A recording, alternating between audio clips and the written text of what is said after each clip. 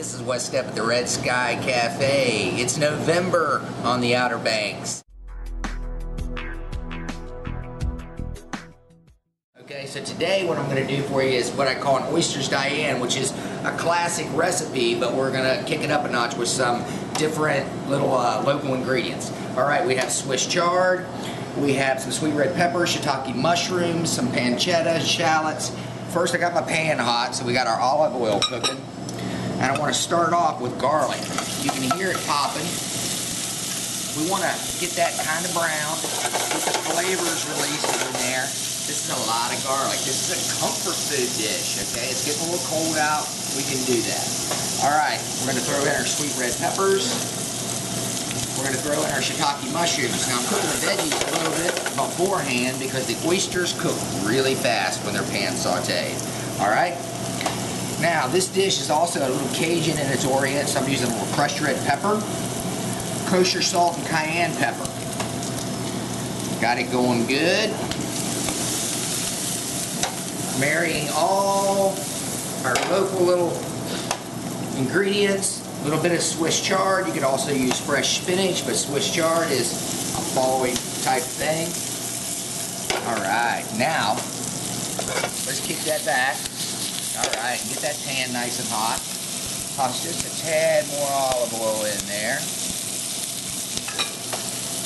And here we go with the oysters. Okay, I drained the goo off of them. You don't want excessive goo, alright? But it's going to retain some of that. The sauce is in them. These are pre-shucked, so we shucked, bought them already shucked, and that will help enhance the sauce that we're making in the pan. Look how fast these things are cooking. They get firm. They're not going to be ooey and gooey when you eat them.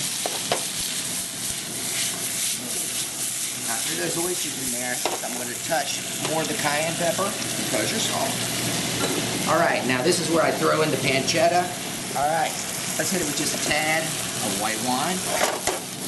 Little flame, cook off that alcohol. We're getting more stuff for our sauce in there all the time. All right, now I'm going to add our pasta.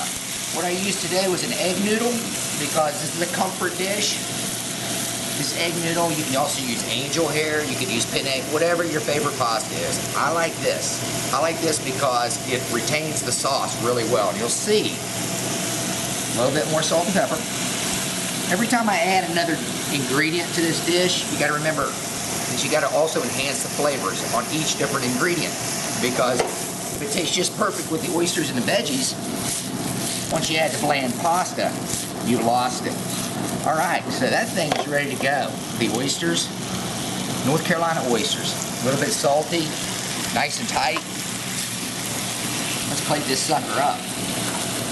Also, though, before I do that, I'm going to toss it with just a little bit of butter, whole butter. That's going to enhance the sauce as well, make it a little bit more rich.